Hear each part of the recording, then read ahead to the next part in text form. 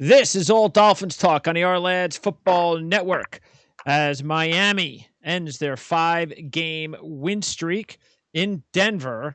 And all the talk is once again about Tua and Fitzpatrick. How's everything going, Alan? It's going very hectically, if that's a word, because as you mentioned, of the whole quarterback situation. Yeah, and the thing too is that I said this yesterday on the show at Ryan Dunleavy, and talking with you, of course, has made it even. I mean, I'm more focused on Miami than I've ever been, and how much I respect the job that Brian Flores has done. I told Ryan I thought he made the perfect decision. I thought it took a lot of guts to make that decision. Not a lot of coaches would have made that decision. I thought it was perfect timing to make that decision, and the fact that the way he responded after the game was perfect. Ryan brought up a very similar situation that happened to Eli Manning and Kurt Warner. Eli was yanked for Warner for a game, or during the game. Kurt Warner basically went in the locker room before the press conference with Tom Coughlin and said, "Tom, let everybody know he's your guy." And that takes a lot of that's a stand-up Kurt Warner to do that. We know Ryan Fitzpatrick is the same type of guy. Not saying he said anything. I don't think he had to say anything. Everybody knows that this is Tua's team, but they're trying to win football games, and it almost worked out too. No, and Ryan Fitzpatrick actually did say that specifically what you just said. This is to his team. I know my role. Uh, he'll be fine. And as you mentioned, look, here's the thing: they came into the game 6-3. They're in the middle of a playoff race. They were in possession of the sixth spot in the AFC standings coming into this game, with 9 teams at 6-3 or better. They're trying to make the playoffs. They needed to win that game, and it was very, very clear to anybody watching the game. I've heard a lot of the arguments yesterday talking about, well, you got to give Tua a chance to fight his way out of it in that game. He wasn't fighting his way out of it in that game. It was clear. He just didn't look right. He looked flustered by what Denver was doing on defense. There was zero chance of them winning the game with Tua. With Fitzpatrick, he led him to field goal drive. The second drive, he had him at the 15-yard line with a 3rd and 8 and a chance to tie the game. And he threw a nice ball to Devontae Parker on a slant, which was getting to him, except that Justin Simmons made a really good play on the ball and wound up undercutting the route and getting the interception. And then, of course, you have the smart Alice going, yeah, of course, it's Fitzpatrick. He's going to break your heart every time and all that. Well, they also got him a lot closer to winning that game than they ever were going to be. Yes. And it's probably, I was watching maybe the same show you were. One of the guys, I heard him talk about how, well, you got to give him a chance. 2 minutes to go. This is the type of opportunity every kid needs to learn. And it's like, dude, they were down by 10 points when he got yanked. It wasn't a 1-score lead. It was a 10-point lead. Fitzpatrick was the one that made it a 7-point game. Fitzpatrick was the one then that should, of course, deserve the opportunity. What are you going to do? Get it to 7 and then bring Tua back in with the ball at the 1-yard line? All right, 2 minutes to go. Go ahead and see what you can do. I mean, you're not paying attention to the game itself to say something that I just think just shows you that these guys just want to say what they want to say. They want to be controversial. They want to, and the bottom line though is what we just said. Brian Flores deserves every opportunity to make the decisions that he thinks is right for his team because he's done an excellent job so far as the head coach of the Dolphins. No question. The only issue I have, and again, I agree it was the right move, but then I'm also of the opinion that they shouldn't have made the switch in the first place during the bye week because they were on a roll with Ryan Fitzpatrick. Sure. And it was my belief that Ryan Fitzpatrick was the better quarterback for this Dolphin team at the time, and probably still is.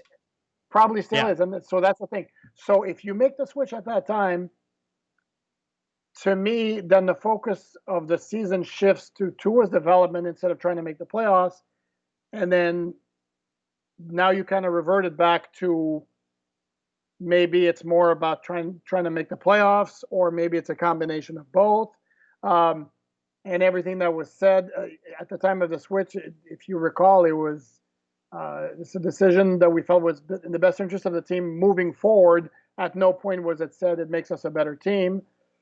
So I think basically what the Dolphins are trying to do is a combination of Tua's development and trying to win games at the same time.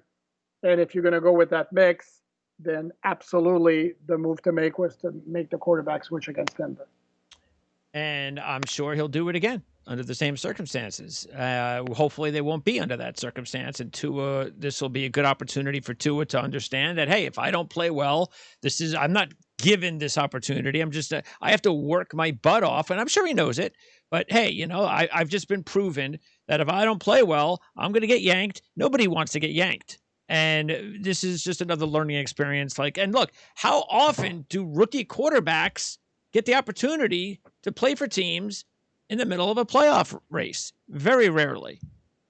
No, that's true. But the flip side to that is how many first round picks get yanked. Number one, just once in a season. Sure. Yeah. Then number two, more than once. And if it happens more than once, then at some point do you start to have to worry about, is this the guy moving forward? So obviously in an ideal world, there's no other performance like that where Brian Flores even thinks about removing Tua. And starting Sunday against the New York Jets, who are a very bad team, who just got lit up by Justin Herbert. Definitely. Yeah, this is not Vic Fangio is one thing, and there's still some good players on defense for Denver. The Jets, with that secondary, there's not going to be an excuse this time. He better play well. He's got to play well. Well, but if you think back to the first meeting between the Dolphins and Jets, Dolphins won handily 24-0. And it wasn't because their offense lit it up. It was because actually they had some success in the first half. But the Dolphins won that game handily because their defense completely shut down the Jets. And the Jets defense did give Ryan Fitzpatrick and the Dolphin offense some problems, more so once you got into the second half. Actually, late in the first half when Fitzpatrick threw a pick trying to hit Gesicki down the middle of the field. So, no, the Jets defense certainly not as good as Denver's defense, but I wouldn't necessarily also assume that automatically Tua is going to rebound and light it up, even though that's obviously the best case scenario for the Dolphins. Yeah, the big difference, of course, is that timing-wise, the Jets letting Desir go, I'm not sure I think they felt confident that Bless Austin was going to be able to play last week, and then he had a setback. So he goes on short-time IR. They also just decided Bryce Hall was ready to play. And Brian Poole goes on IR. So you now have taken out Poole, you've taken out Desir. Say what you want about him not having a good year. He's a veteran. So now Tua gets to go up against Lamar Jackson. He goes up against Hall, a rookie. It's that the secondary right now, and Mollett just got destroyed by the Chargers trying to play slot. That's a guy that Jackson and Mollett, I'm not even sure they're on this team next year. Hall surely looks like he's a keeper. Was a big-time player at Virginia before the injury. Jets got a break because he was available when he was because of the injury. He already looks the part. He's a big guy, but he's still a rookie. And he's actually the top corner now for them. So I think that's why I think Tua's got to take advantage of the fact that they got a young secondary now compared to the one that the Dolphins saw a few weeks ago. And this has to be the game also where the wide receivers help Tua by getting themselves more open than they have, which has been a problem. Pretty much everybody on that team not creating a whole ton of separation, whether it's Devontae Parker, whether it's Mike Gesicki, Preston Williams, I think according to those advanced stats before he was hurt, also was among the players creating the least separation among wide receivers with a lot of targets. And that's a problem throughout the roster, and it's not helping Tua. And then Tua's got to be more aggressive, maybe in throwing the ball, letting it go, even if his receiver is not wide open, because his receivers are not going to be as wide open as they were in Alabama. And if he doesn't already know that, he needs to realize that pretty quickly. Yeah, that's one of the things you always talk about, but that's where you still heard about his accuracy was big. And that's very important. That's something we haven't seen yet. Um, We've seen it on short throws. That's the thing. Um, and the problem is you can't live off of that in the NFL entirely. And that's what we've seen when he's tried to throw down the field. There have been some games actually been better than others. Against Denver, it was way off. There were a couple of times he went deep to Jakeem Grant, who, number one, wasn't really that open where it would have required a really, really like dart-like throw down that field from Tua, and he wasn't able to produce those. And it wasn't. That's the type of throw that most people quarterbacks would not make. But again, if your calling card is supposed to be your accuracy, yeah, then maybe it's a throw that ideally that you would make. But again, it's more on the wide receivers, create some separation. Offensive line's got to do a better job of protecting Tua, and Tua also got maybe take a little bit more risks than he has. I mean, he hasn't thrown a pick in his 4 starts, though he had one negated by a really shaky defensive holding call against yeah. Denver. But part of that is because he's not taking a whole lot of chances, throwing a lot of 50-50 balls, which Ryan Fitzpatrick will do. Yeah, I mean that's a really good point as far as the receivers and what they have to do, because and then you'll have to look at the offensive line, which is something that we've talked a lot about. Yes, there's got some good young players that will hopefully grow into fine starters in this league, but they're young, and most of them are young. And throw in the fact that you got some other young receivers, and some of them aren't getting separation. It's not all on Tua. Uh, but when he gets the opportunity, like this week against the Jets, I think this is definitely something where you need to see some improvement without question. And No, you have to see some improvement, especially. I mean, it's not. There's no comparison game here, but it's kind of painful to see what Justin Herbert's doing with the yeah, Chargers, letting yeah, also playing behind a bad that's offensive right. line. And young receivers without, you got two really good ones though. But he does. But they were injured a few times, and he's thrown to a lot of guys you never heard of before. Yeah, but he still got Keenan He and does. He Allen and does. Mike Yes. Williams and Hunter Henry. No, the thing about Tua is sadly what he's looked like so far, to be quite honest, is a game manager, um, where things around him are very, very good, and they don't need a whole lot from the offense. He's been efficient and done the job, but when they need him to produce with circumstances that are less than ideal around him, that's been a bit of an issue, and that's something where at some point you want to see the next step. It was interesting because he looked pretty out of sorts from the very beginning of the game, but then at the end of the first half, it looked like he was starting to pick up his game a little bit, and there seemed to be all right. Maybe beginning of the second half, he'll kind of simmer down, but it just never happened. And again, I'm willing to give the kid a break because they've won every game before that. And I know it's been primarily defense and so forth, but as you mentioned, he hasn't thrown the games away. He's been error free, and that's important when your defense and special teams is dominating. Know the game, know the situation. Don't give the game away. So he had a bad game, a really bad game, and he had it against one of the best defensive coordinators that we have. So that's why it is very important that he steps it up this week, as we talked about. You look at the schedule, or just the situation now, and again, the importance of the game, which is why you saw Ryan Fitzpatrick. They went from being in the playoffs to being out of the playoffs in the 9th spot. They're the third of the 3 6-4 teams.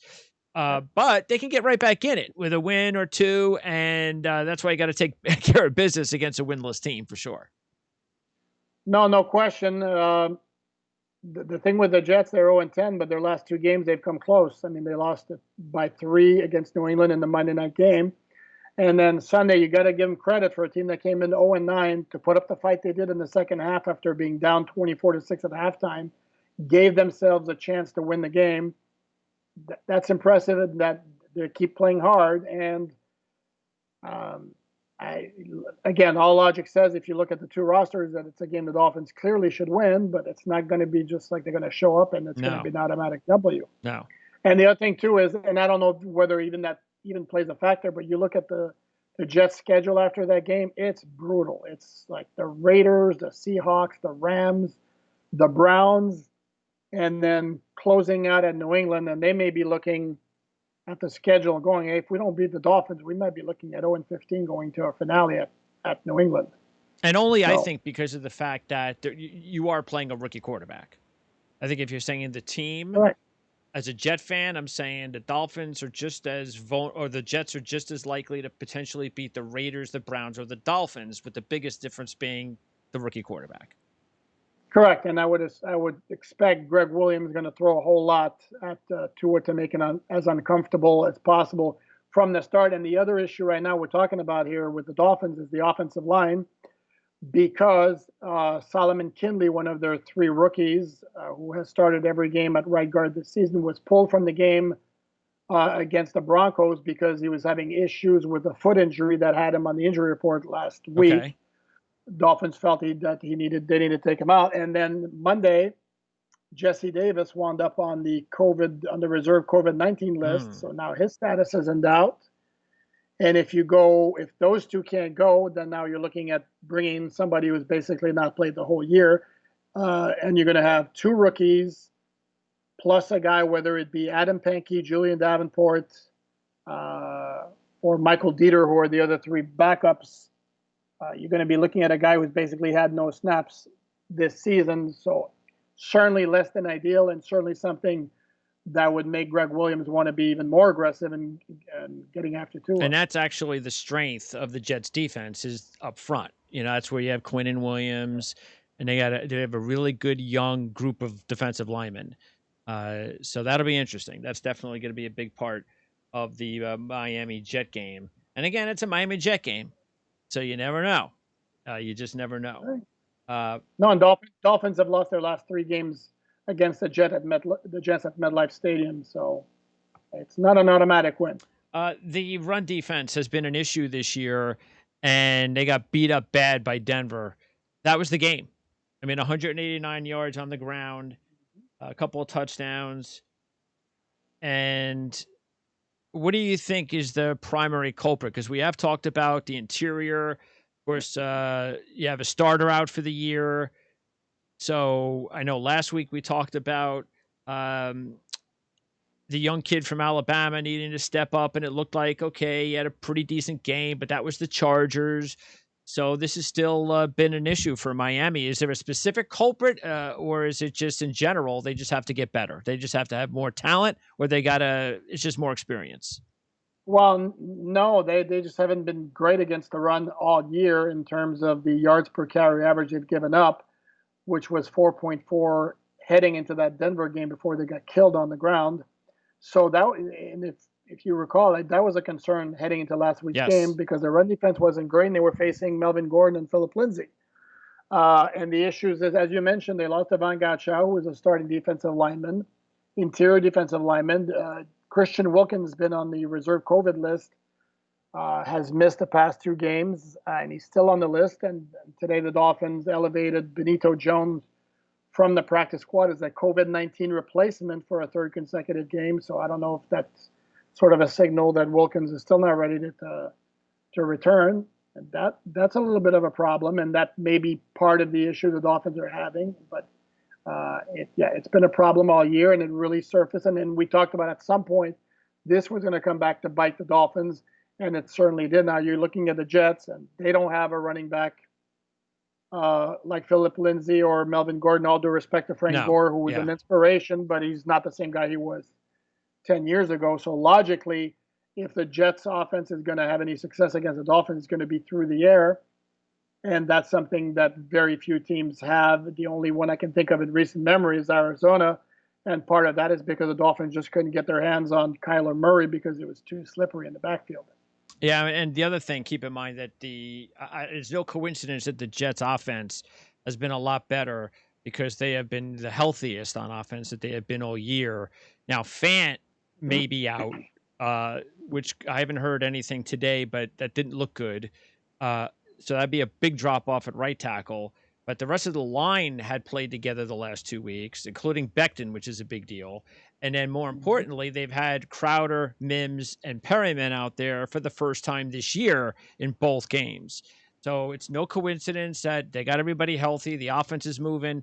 Now we'll find out. I mean, Sam Darnold is supposed to start this week. I haven't heard anything Mm-hmm. yet about another setback. I'm telling you right now, as a Jet fan, I'm getting sick of his setbacks. So it's time for him to get back in there and find a way to play. Because bottom line is if they don't find a way to win a game or get out of that number one hole, Sam Darnold won't be the quarterback of the Jets next year.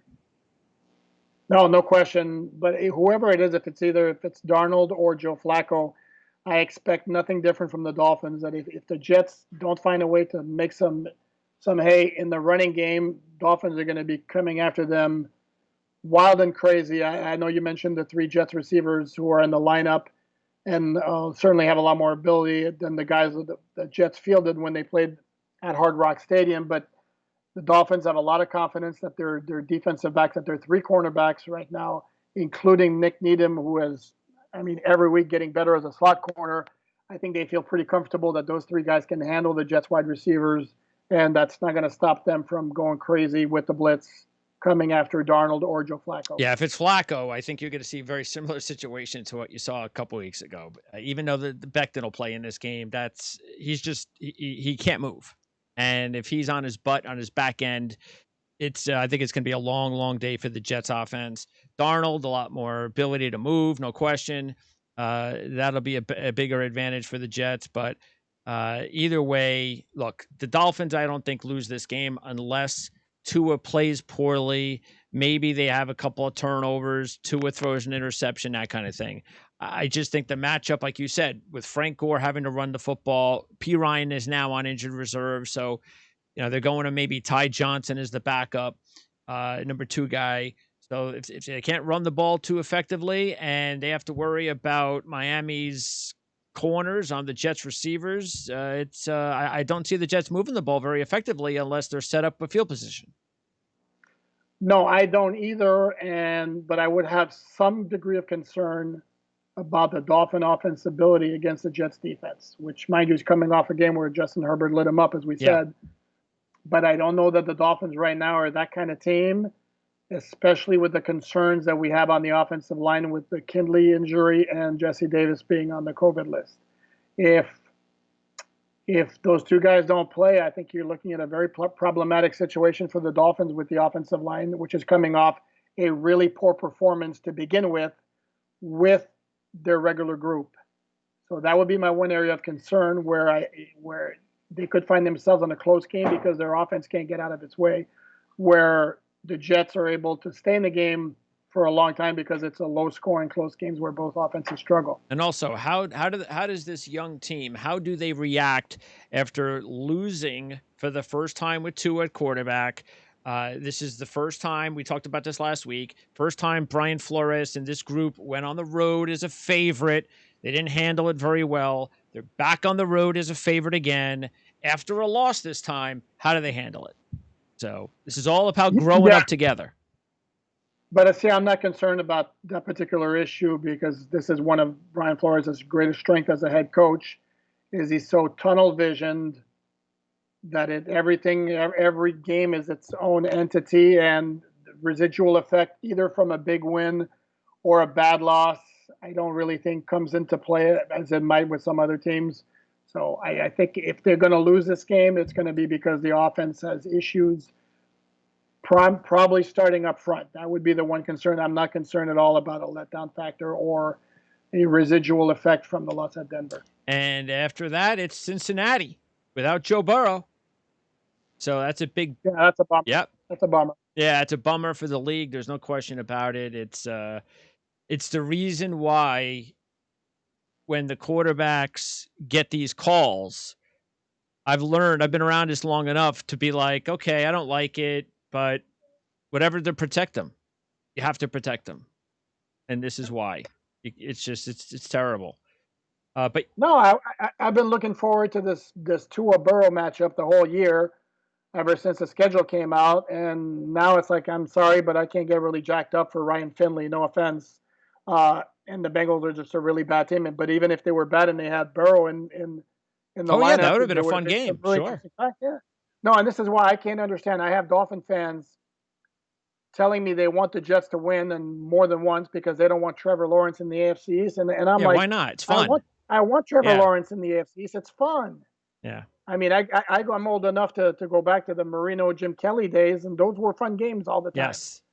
I mean, it's a lot more fun than watching Joe Flacco again, though. No, absolutely. That's it. You want Tua, Josh Allen, Trevor Lawrence, all in the same division, so it would be a lot of fun.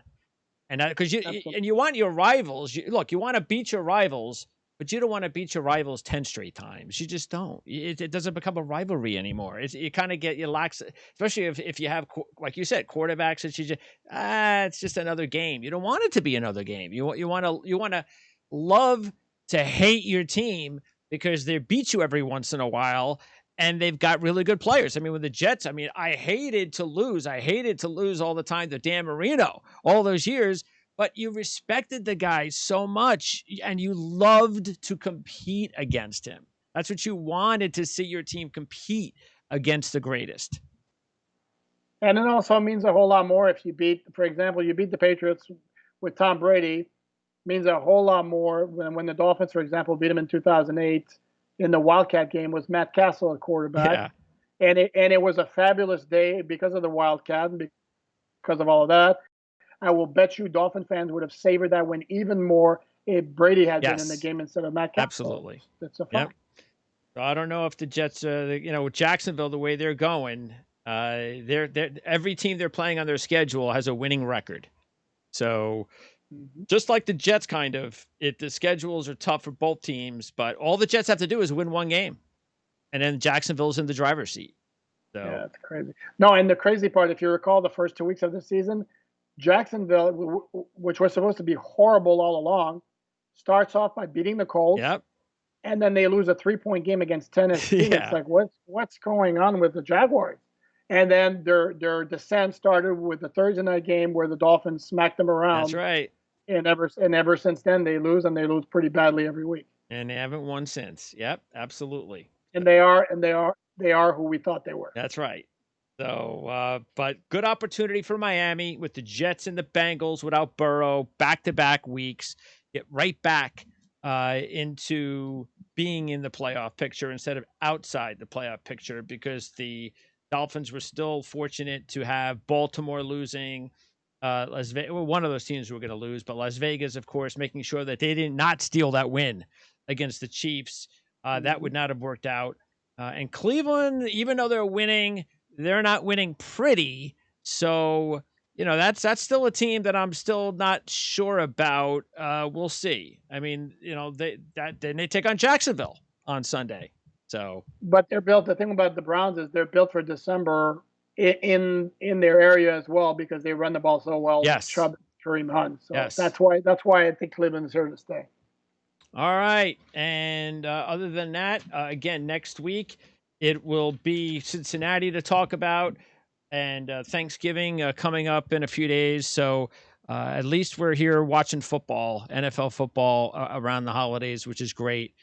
Whether certain players play or don't, it's great to have football going on. And even though the Dolphins lost, it's still a great season for Miami fans to have the opportunity to watch games, because, hey, I'm a Jet fan, and I know how much I can't wait till the time comes when I could watch the Jets in late November in meaningful football games. So, yep. No, and the Dolphins are so far ahead of where everybody expected them to be at this time. So this is gravy. Nice bonus to have meaningful games in December this year. All right, Alan. Great job as always. Thank you. We'll talk to you next week. You got it. Have a happy Thanksgiving. Right back at you.